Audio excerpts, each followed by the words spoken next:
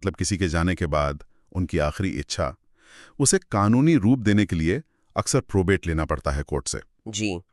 ये प्रोबेट एक तरह से वसीयत की सच्चाई पर अदालत की मोहर जैसा है। पर सोचिए, अगर उसी मोहर को कोई चुनौती दे दे, किन वजहों से किसी वसीयत का प्रोबेट रद्द किया जा सकता है? हाँ, ये एक बहुत ही महत्वपूर्ण सवाल है। तो आज हम इसी पर थोड़ी गहराई से बात करेंगे। भारतीय उत्तराधिकार अधिनियम 1925 की धारा 263 पर। जी। यही वो धारा है जो बताती है कि प्रोबेट या फिर वो जो प्रशासन पत्र होता है, लेटर्स ऑफ एडमिनिस्ट्रेशन, जी। उन्हें किन आधारों पर रद्द कर सकते हैं। और कानून इन आधारों को कहता है न्यायोचित कारण या जस्ट कॉज। जस्ट कॉज, बिल्कुल। और हमारी आज की बातचीत का जो आधार है वो बॉम्बे हाईकोर्ट का एक बिल्कुल ताज़ा फैसला है, सरवन कुमार झबरमल चौधरी बनाम सचिन श्याम सुंदर बेगराज का, 2025। हाँ, ये केस काफी चर्चा में रहा है। हाँ, क्योंकि इसने धारा 263 की व्याख्या और खासकर ये जो न्यायोचित कारण का दायरा है उसको लेकर कई पुरानी धारणाओं को आप कह सकते हैं हिला दिया है। बिल्कुल, एक नई दिशा दी है। तो हमारा इरादा है ये समझना कि आखिर ये न्यायोचित कारण होता क्या है और बॉम्बे हाईकोर्ट के इस फैसले ने इसे कैसे एक नया आयाम दिया है। चलिए इस पूरे मामले की बारीकियों को समझते हैं। जरूर। तो कहानी शुरू होती है केस से, इसी केस से जिसने ये सारी कानूनी बहस छेड़ी। मामला जुड़ा है राजेश चौधरी नाम के एक व्यक्ति से। वो इक्वाडोर में रहते थे। जुलाई 2020 में दुखद रूप से उनकी मृत्यु हो गई, रिपोर्ट्स के मुताबिक आत्महत्या से, फांसी लगाकर। जी, ये काफी दुखद था। अब यहां से मामला थोड़ा उलझता है। उनके बेटे जो इस केस में याचिका करता है, उन्होंने एक वसीयत के प्रोबेट को चुनौती दी। अच्छा। दावा ये किया गया कि ये वसीयत राजेश चौधरी ने 3 मार्च 2022 को बनवाई थी। 3 मार्च 2022। हाँ, यहीं पर पहली अजीब बात सामने आती है। 3 मार्च 2022, ये तारीख तो राजेश चौधरी की मौत के लगभग 2 साल बाद की है। 2 साल बाद? ये कैसे हो सकता है? हाँ, सुनने में बहुत अटपटा लगता है। बिल्कुल। ये तारीख ही अपने आप में कई सवाल खड़े करती है। और ये अकेला पेच नहीं था इस मामले में। हाँ, एक और पहलू था इसमें। बेटे ने पहले ही मतलब प्रोबेट दे जाने के खिलाफ अदालत में कैविएट दायर की थी। कैविएट? हाँ, एक तरह की आपत्ति। हाँ, कि भाई मेरी बात सुने बिना प्रोबेट मत देना। लेकिन हुआ ये कि उनके वकील की तरफ से कुछ दफ्तर की आपत्तियां थीं, ऑफिस ऑब्जेक्शंस, उनको समय पर दूर करने में शायद चूक हो गई। अच्छा, कोई तकनीकी कारण? हाँ, और उसी तकनीकी आधार पर वो कैविएट खारिज हो गई। और फिर कैविएट खारिज होने के फौरन बाद ही नवंबर 2023 में उस वसीयत का प्रोबेट जारी कर दिया गया। तो मतलब बेटे को अपनी बात रखने का मौका ही नहीं मिला प्रोबेट जारी होने से पहले? नहीं, उस स्टेज पर नहीं मिला। तकनीकी चूक की वजह से उनका पक्ष अनसुना रह गया था। और फिर इसी प्रोबेट को रद्द करवाने के लिए उन्होंने धारा 263 के तहत याचिका दायर की। और उनके तर्क क्या थे? मतलब किन आधारों पर रद्द करवाना चाहा? उनके तर्क काफी गंभीर थे। पहला तो यही, मौत की परिस्थितियां, विदेश में आत्महत्या, जो अपने आप में कई सवाल उठा सकती है। और दूसरा, वो वसीयत की तारीख वाला मुद्दा तो था ही। वो तो था ही, लेकिन उससे भी बड़ा एक कानूनी मुद्दा उठाया गया, वसीयत पर गवाहों के हस्ताक्षर यानी अटेस्टेशन को लेकर। अटेस्टेशन? अच्छा, उसमें क्या दिक्कत थी? याचिकाकर्ता का कहना था कि अगर ये मान भी लें कि वसीयत सही तारीख पर बनी थी, मानने के लिए कह रही हूं, तो भी इसमें एक बुनियादी कानूनी खामी है। आरोप यह था कि मृतक यानी राजेश चौधरी ने वसीयत पर इक्वाडोर में दस्तखत किए। इक्वाडोर में, ठीक है। जबकि जो 2 गवाह थे उन्होंने भारत में हस्ताक्षर किए। 1 मिनट, इक्वाडोर और भारत, ये तो हजारों मील की दूरी हो गई। इसका कानूनी महत्व क्या है? इसका सीधा ताल्लुक है भारतीय उत्तराधिकार अधिनियम की धारा 63 से। धारा 63? ओके। हाँ। ये धारा बताती है कि एक वसीयत कानूनी तौर पर वैध कैसे बनती है, उसकी शर्तें क्या हैं, और इसमें एक बहुत महत्वपूर्ण शर्त यह है कि गवाहों को वसीयतकर्ता यानी वसीयत बनाने वाले की उपस्थिति में, प्रेजेंस में, वसीयत पर हस्ताक्षर करने होते हैं। उपस्थिति में, प्रेजेंस में। हाँ। ताकि वो ये पुष्टि कर सकें कि उन्होंने वसीयतकर्ता को साइन करते देखा है या उनकी मौजूदगी में किसी और को उनकी तरफ से साइन करते देखा है। समझ गया। तो अगर वसीयतकर्ता इक्वाडोर में था और गवाह भारत में, तो वो एक दूसरे की उपस्थिति में प्रेजेंस में कैसे हो सकते थे? ये तो नामुमकिन लगता है। बिल्कुल, यही याचिकाकर्ता का मुख्य कानूनी तर्क था कि ये धारा 63 का साफ उल्लंघन है और अगर ऐसा है तो वसीयत ही अवैध हो जाती है। और तीसरा तर्क यही कि उनकी कैविएट तकमीकी वजह से खारिज हो गई थी, इसलिए वो प्रोबेट दिए जाने से पहले ये सारी गंभीर आपत्तियां अदालत के सामने रख ही नहीं पाए। तो अब तस्वीर थोड़ी साफ हो रही है। मामला वाकई काफी पेचीदा था।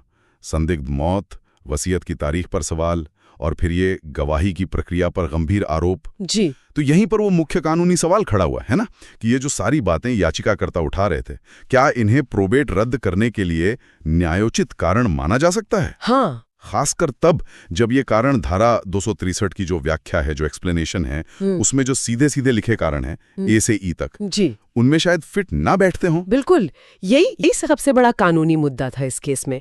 क्या न्यायोचित कारण का दायरा सिर्फ उन 5 स्थितियों तक ही सीमित है जो कानून में उदाहरण के तौर पर लिखी हैं, या अदालत उससे बाहर भी देख सकती है? और यहीं पर बॉम्बे हाईकोर्ट का फैसला इतना अहम हो जाता है। हाँ, क्योंकि वो कहता है कि कानून में लिखी वजह ही सब कुछ नहीं है। अच्छा, तो ये समझने के लिए हमें पहले धारा 263 को थोड़ा और समझना होगा।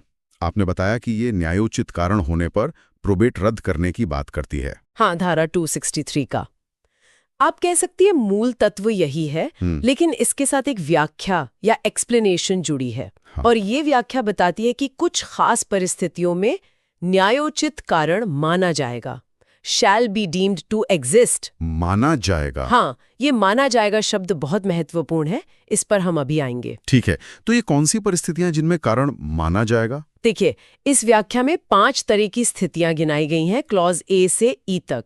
मोटे तौर पर अगर समझें तो ये कवर करती हैं। देखिए, इस व्याख्या में 5 तरह की स्थितियां गिनाई गई हैं, क्लॉज ए से ई तक। मोटे तौर पर अगर समझें तो ये कवर करती हैं। पहला, अगर प्रोबेट हासिल करने की प्रक्रिया में ही कोई बड़ी सारभूत कमी रह गई हो, डिफेक्ट इन सब्सटेंस। दूसरा, अगर प्रोबेट धोखाधड़ी से या कोई झूठी बात बताकर या फिर कोई जरूरी तथ्य छिपा कर लिया गया हो, धोखाधड़ी। तीसरा, सी, अगर प्रोबेट ऐसे किसी झूठे बयान के आधार पर मिला हो जो कानूनी तौर पर जरूरी था, भले ही वो बयान अनजाने में गलत दिया गया हो। अच्छा, अनजाने में भी? हाँ। चौथा, डी, अगर हालात ऐसे बदल गए हों कि प्रोबेट अब बेकार या निष्प्रभावी हो गया हो, यूजलेस एंड इनऑपरेटिव।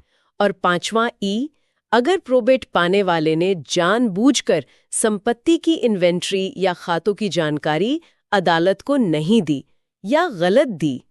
तो अगर इनमें से कोई भी स्थिति हो तो कानून कहता है ये मान लिया जाएगा कि न्यायोचित कारण है। ये माना जाएगा वाली बात आप कह रही थी, ये महत्वपूर्ण है। क्या पहले के कानूनों में भाषा कुछ अलग थी? इसका क्या असर पड़ता है? हाँ, ये भाषा का बदलाव ही इस पूरे मामले की एक तरह से कुंजी है। देखिए, पुराने कानून थे जैसे 1865 का इंडियन सक्सेशन एक्ट या 1881 का प्रोबेट इन एडमिनिस्ट्रेशन एक्ट, उनमें भी ऐसी व्याख्या थी, पर भाषा थोड़ी अलग थी। क्या भाषा थी? वो कहते थे कि इन स्थितियों में न्यायोचित कारण है, जस्ट कॉज है। अच्छा है। और 1925 वाले में माना जाएगा। तो है से माना जाएगा में बदलने से क्या फर्क पड़ा? सुनने में तो बहुत छोटा सा बदलाव लगता है। ये छोटा नहीं है, ये कानूनी सोच में एक बड़ा बदलाव दिखाता है। बॉम्बे हाईकोर्ट ने इसी बात पर बहुत जोर दिया। माना जाएगा या डीम्ड शब्द जो है वो एक कानूनी कल्पना या लीगल फिक्शन रचता है। लीगल फिक्शन, कानूनी कल्पना। हाँ, इसका मतलब यह है कि अगर मामला इन 5 स्थितियों ए से ई में से किसी में आता है तो अदालत को यह मान लेना होगा कि न्यायोचित कारण है। उसे अलग से ये विचार करने की जरूरत नहीं कि ये वाकई न्यायसंगत है या नहीं, कानूनन ये मान लिया जाएगा। ये इन 5 कारणों को एक तरह की निश्चितता देता है। ठीक है, तो इन 5 स्थितियों में तो कारण मान लिया ही जाएगा, पर क्या इसका मतलब ये है कि इनके अलावा और कोई कारण हो ही नहीं सकता? नहीं, और यही बॉम्बे हाई कोर्ट के फैसले का सबसे महत्वपूर्ण पहलू है। अच्छा, अदालत ने साफ किया कि ये जो 5 स्थितियां हैं, ये सिर्फ उदाहरण है, इलस्ट्रेटिव है। ये कोई संपूर्ण सूची नहीं है, एग्जॉस्टिव लिस्ट नहीं है। मतलब ये सिर्फ एग्जाम्पल्स हैं, पूरी लिस्ट नहीं। बिल्कुल।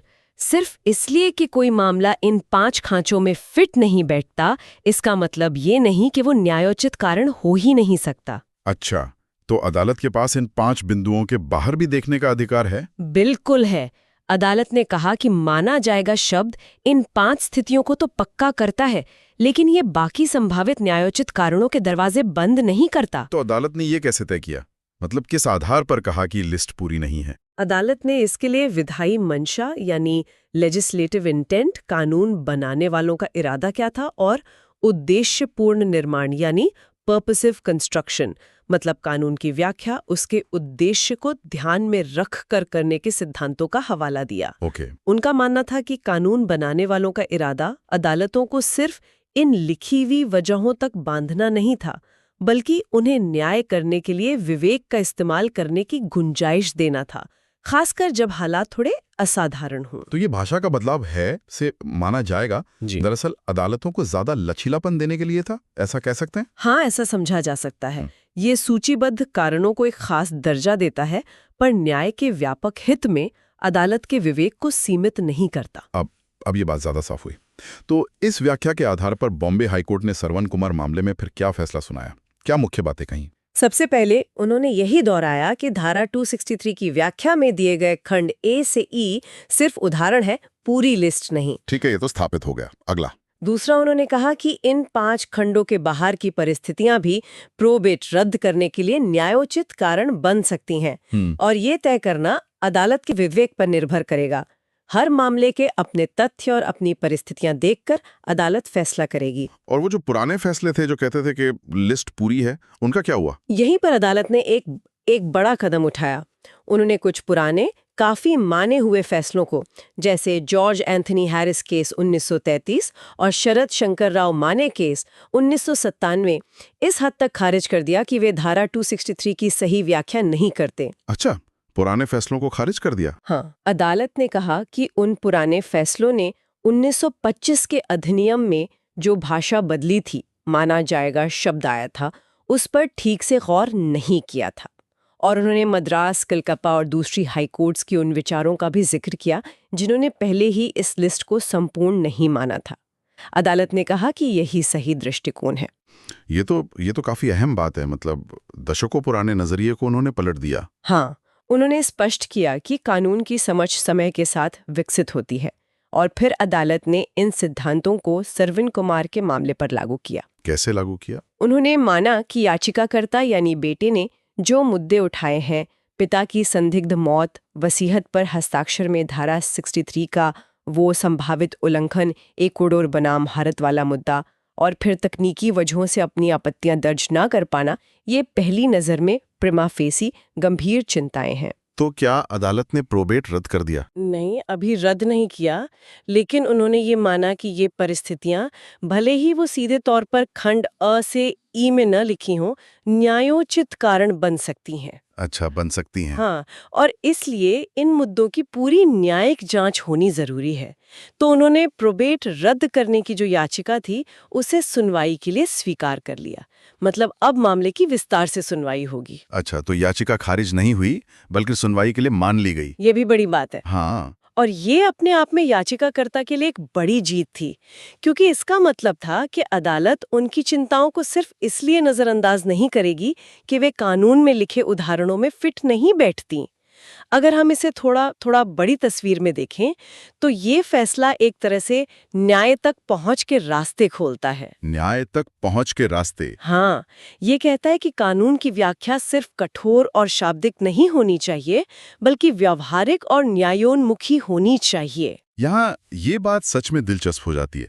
तो आम लोगों के लिए, या जो लोग वसीयत और प्रोबेट के मामलों से जुड़े हैं, उनके लिए इस फैसले का क्या महत्व है, क्या मतलब निकालें वो इससे? इसका सीधा मतलब यह है कि अगर किसी को लगता है कि कोई प्रोबेट गलत तरीके से या किसी गलत वसीयत के आधार पर दे दिया गया है, तो उनके पास उसे चुनौती देने के लिए अब शायद ज्यादा गुंजाइश हो सकती है। ज्यादा गुंजाइश? हाँ, उन्हें सिर्फ ये साबित करने की जरूरत नहीं होगी कि उनका मामला कानून में लिखी उन 5 स्थितियों में से ही किसी एक में आता है, अगर वो अदालत को ये यकीन दिला सकते हैं कि हालात ऐसे हैं कि उस प्रोबेट को जारी रखना अन्यायपूर्ण होगा, तो अदालत उस पर विचार कर सकती है। यानी ये उन लोगों के लिए एक तरह से राहत की बात हो सकती है जिनके मामले थोड़े अनोखे या जटिल हों। बिल्कुल, जैसे इस केस में था, विदेश में मौत, इंटरनेशनल लेवल पर गवाही का मुद्दा। ये कोई रोजमर्रा की स्थितियां नहीं है। ये फैसला ऐसी असामान्य परिस्थितियों में भी न्याय सुनिश्चित करने की दिशा में एक महत्वपूर्ण कदम है।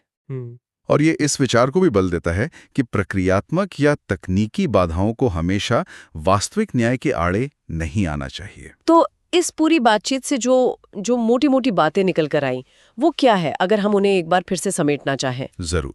पहली और सबसे बुनियादी बात तो यही कि भारतीय उत्तराधिकार अधिनियम की धारा 263 न्यायोचित कारण होने पर प्रोबेट रद्द करने का प्रावधान करती है। ठीक है। और दूसरी अहम बात जो इस बॉम्बे हाईकोर्ट के फैसले से निकली, दूसरी अहम बात यह है कि धारा 263 की व्याख्या में जो कारण गिनाए गए हैं ए से ई तक, वो सिर्फ उदाहरण हैं, इलस्ट्रेटिव हैं, पूरी लिस्ट नहीं। अदालतें इन कारणों के बाहर भी देख सकती हैं। ये इस फैसले का सबसे बड़ा योगदान है मेरे हिसाब से। यानी अदालतों के पास ज्यादा लचीलापन है।